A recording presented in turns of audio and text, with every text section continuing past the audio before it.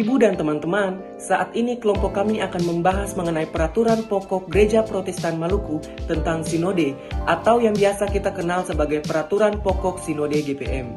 Di sini, saya akan membahas mengenai bab 1, yang dimana di dalam bab 1 ini memuat ketentuan-ketentuan umum.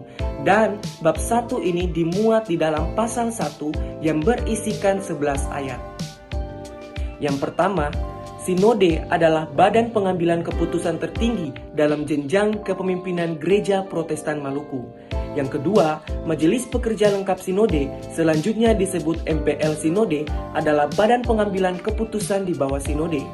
Yang ketiga, Majelis Pekerja Harian Sinode, selanjutnya disebut MPH Sinode, adalah Majelis Pelaksana Harian Pelayanan dalam Gereja Protestan Maluku. Yang keempat, Majelis Pertimbangan MPH Sinode GPM, selanjutnya disebut MPH GPM, adalah penasehat Majelis Pekerja Harian Sinode GPM. Yang berikutnya, Sekretariat Umum adalah unsur staf perangkat pelaksana dari Majelis Pekerja Harian Sinode yang dipimpin oleh Sekretaris Umum. Yang berikutnya, Departemen adalah unsur pelaksana program-program MPH Sinode yang berada di bawah koordinasi Sekretaris Umum. Yang berikutnya, Badan Non-Departemen adalah unsur pembantu dari Majelis Pekerja Harian Sinode yang setingkat dengan Departemen yang dibentuk oleh Majelis Pekerja Harian Sinode untuk menangani bidang-bidang tertentu yang kedudukannya dapat bersifat sementara atau permanen di bawah koordinasi Sekretaris Umum. Yang berikutnya, Biro. Biro adalah bagian dari departemen dan merupakan unsur staf untuk pelaksanaan pekerjaan-pekerjaan tertentu. Yang berikutnya, Majelis Ketua adalah pimpinan persidangan sinode yang dipilih dan ditetapkan oleh persidangan sinode dari anggota biasa persidangan. Yang berikutnya, Panitia nominasi adalah panitia yang dibentuk oleh persidangan sinode yang terdiri dari ketua, para wakil ketua, sekretaris umum, dan wakil sekretaris umum MPH sinode terpilih, ditambah ketua-ketua klasis.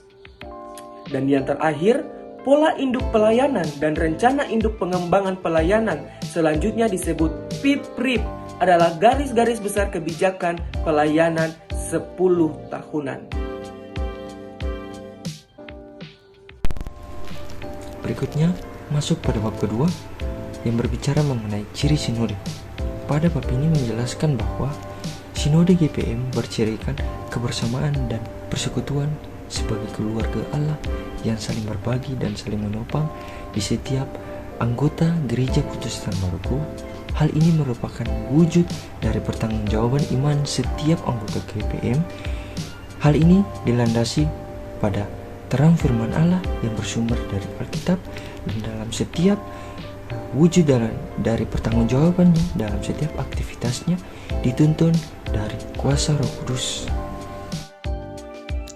Bab 3 berbicara tentang kelembagaan pelayanan GPM di tingkat sinode, dan dalam bab 3 ini terdapat 18 pasal.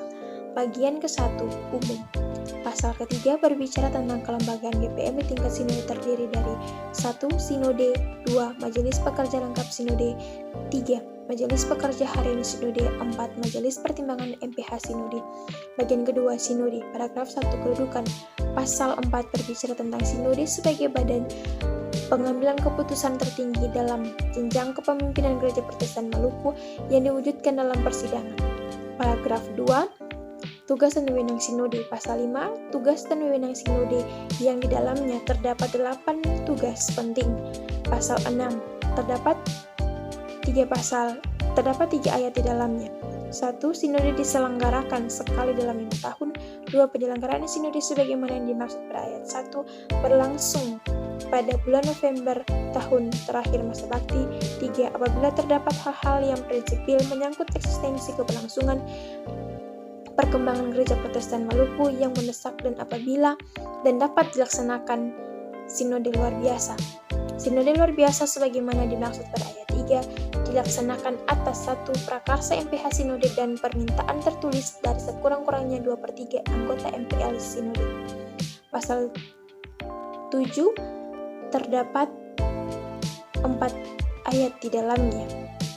Paragraf 4, peserta sinode. Pasal 8, dalam pasal 8 ini terdapat 3 ayat yang berbicara tentang peserta sidang yang harus hadir dalam persidangan sinode.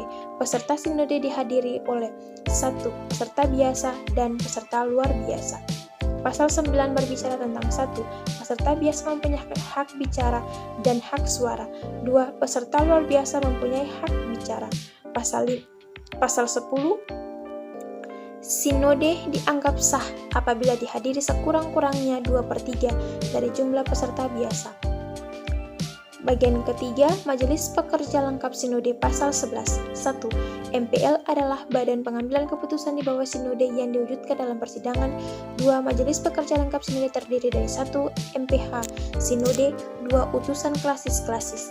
Pasal 12 berbicara tentang tugas dan wewenang pekerja lengkap sinode, terdapat 7 tanggung jawab dan wewenang.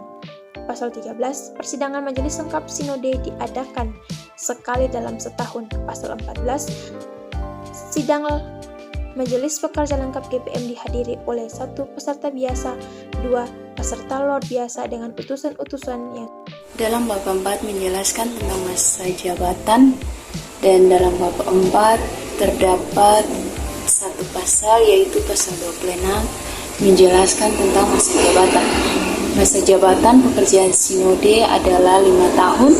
Masa jabatan MPH sinode dapat dipilih kembali ketika masa jabatannya berjalan sesuai masa jabatan selama 5 tahun. Ketika MPH sinode telah menjalani tugasnya selama 2 periode berturut-turut, maka tidak dapat dipilih lagi kembali. Anggota MPH sinode yang adalah penatua atau diaken yang telah berakhir dalam masa tugasnya, maka tidak terpilih lagi sampai pada penetapan MPH yang baru. Peraturan pokok sinode pada bab 5, situ menjelaskan tentang masa jabatan.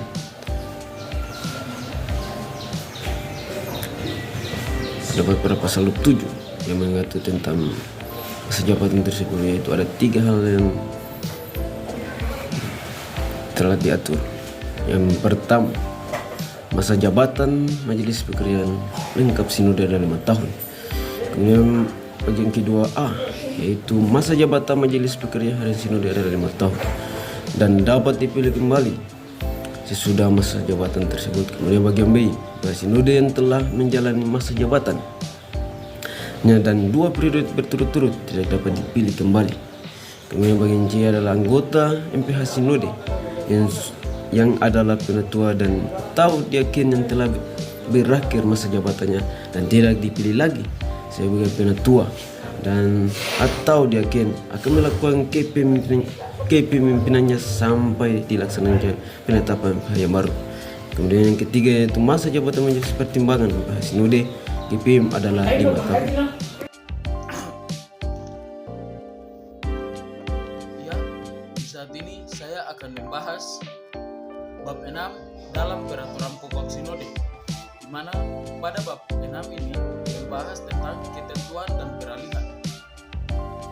Pada bab 6 ini juga hanya terdiri dari 1 pasal, yakni pasal 28, di mana isi dari pasal 28 ini ialah ketentuan sebagaimana dimaksud pada pasal 5 huruf F diberlakukan pada sinode ke-37, di mana bunyi dari isi pasal 5 huruf F ialah membahas dan menetapkan program dan anggaran tahun pertama MPH sinode GPM.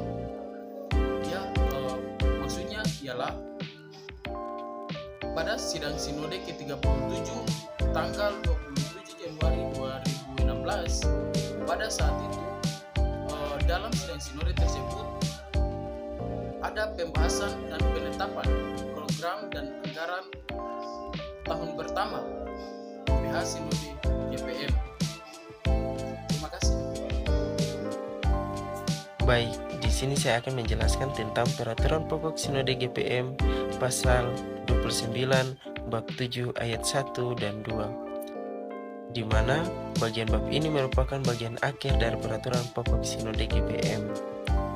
Selanjutnya, pada pasal 29 ayat 1 menjelaskan bahwa dengan berlakunya peraturan pokok ini, maka semua peraturan atau ketentuan yang ada tentang Sinode GPM dinyatakan tidak berlaku lagi. Artinya bahwa peraturan pokok yang telah ditetapkan yang baru, maka peraturan pokok Sinode GPM yang lama sudah tidak berlaku lagi. Selanjutnya ditegaskan kembali pada ayat yang kedua bahwa peraturan ini mulai berlaku sejak tanggal ditetapkan.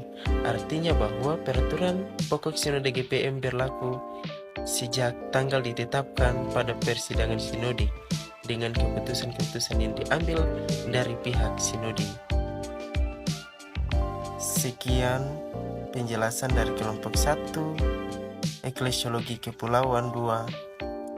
Semoga bermanfaat.